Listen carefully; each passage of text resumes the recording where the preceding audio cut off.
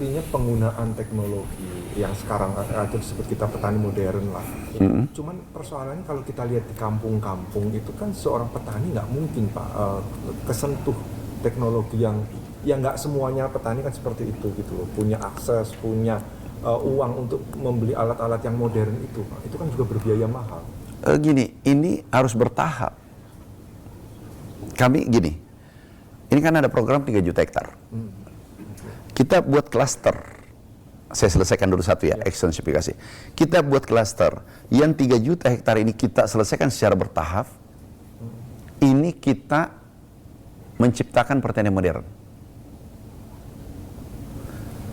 Sehingga pendapatannya seperti tadi. Bukan tradisional, seperti yang Bapak lihat di desa-desa.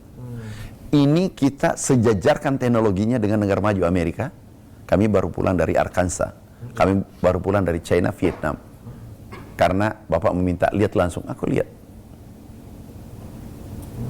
Teknologi kita sama.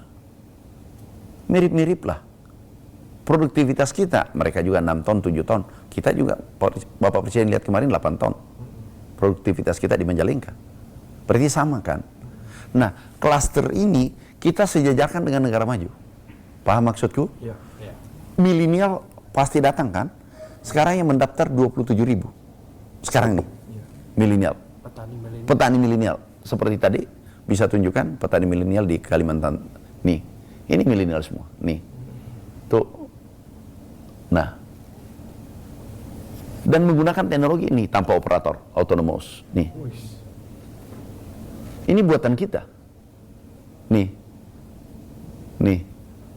pakai drone nanam. Tertarik kan milenial? Daripada jadi pegawai 3 juta. UMR 3 juta, 4 juta, 5 juta. Ini 15 juta. Kemudian kita memberikan peralatan, insentif. Ini adalah bantuan pemerintah.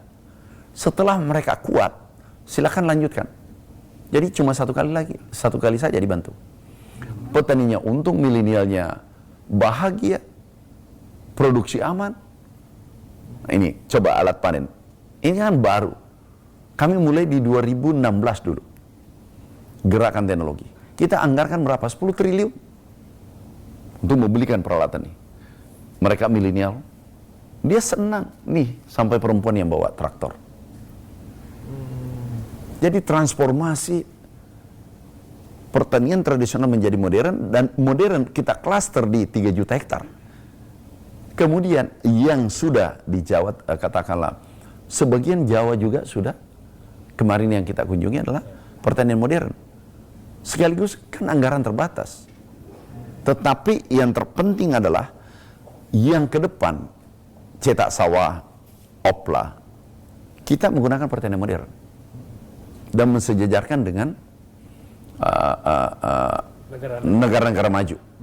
Saya langsung juga membayangkan soal gini Pak, yang soal total luas lahan pertanian kita itu kan berdasarkan data BPS itu ada 10 juta. Ya. Kalau nanti ada lahan-lahan baru Pak, petani milenial bisa masuk di situ kan sebenarnya keren juga sih Pak. Iya. Untuk ya dapat pekerjaan baru sebagai petani modern gitu. Itu memungkinkan untuk ke depannya Pak. Pasti.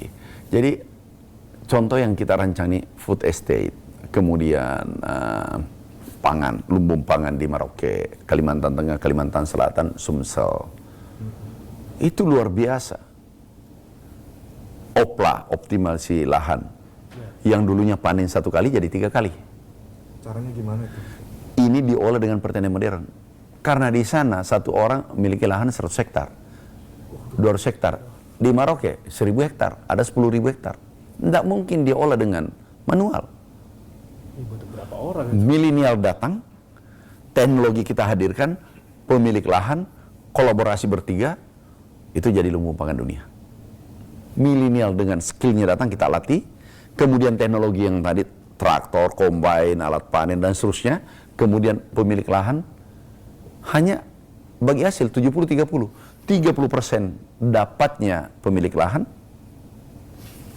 yang mengolah 70%, kemudian 20% disimpan untuk membeli traktor berikutnya kalau traktornya sudah rusak. Jadi 1 kali bantuan tapi sudah mandiri. Dan pendapatannya 15 juta sampai 10 juta minimal pendapatannya. Ya, kalau saya membayangkan dalam video di layar ini Pak ya, Ya. jadi petani dulu kan kesannya itu dalam persepsi banyak orang itu adalah berat. Iya. Panas berat, ngangkat Iya. yang berat, beban. Kalau dengan teknologi ini kok kayak tinggal remote aja gitu. Iya. Seharusnya pekerja migran kita yang banyak di luar negeri itu udah datang aja ke Indonesia ya, Mas? Nah, kalau banyak petani migran kita. sebenarnya gini.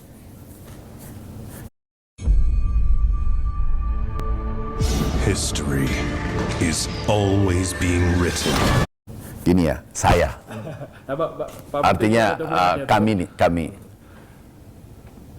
dalam hidup ini tidak ada yang berat kalau mau. Tidak ada yang sulit.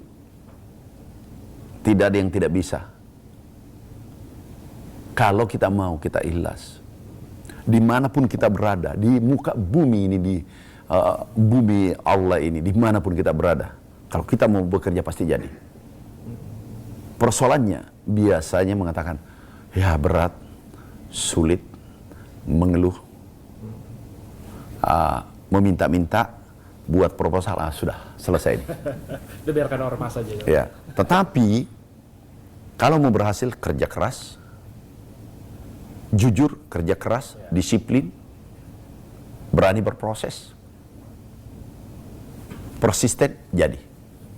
Itu kenapa tahap pertama. Apapun Anda.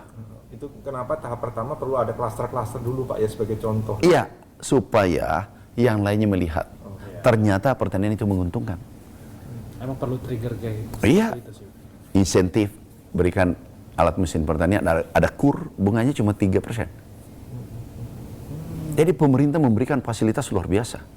Tapi harus kita mulai. Saya katakan pada Dirjen, tolong bina ini anak-anak. Ini yang akan melanjutkan nanti perjuangan kita. Kita tidak boleh ego. Kita ini paling 5 tahun. Itu kalau tidak di reshuffle. 5 tahun. 5 tahun selesai. Ada generasi berikutnya akan melanjutkan perjuangan kita. Ya, karena target swasembada pangan kalau nggak ada regenerasinya akan jadi apa gitu ya? Iya, penduduk semakin bertambah. Iya. Kalau pangannya tidak bertambah, makanya yang mengkritik ini food estate, lumbung pangan dan macam-macam, dia tidak paham penduduk ini bertambah terus pangannya dari mana? Dari negara lain. Kalau tiba-tiba negara lain kesulitan juga, dia menyetop, kira-kira apa yang terjadi negeri kita? Apa tidak bubar ini republik? Krisis Pak. Iya.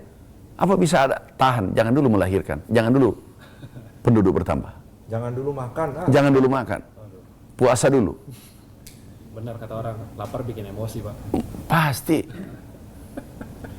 Pak, saya lanjut soal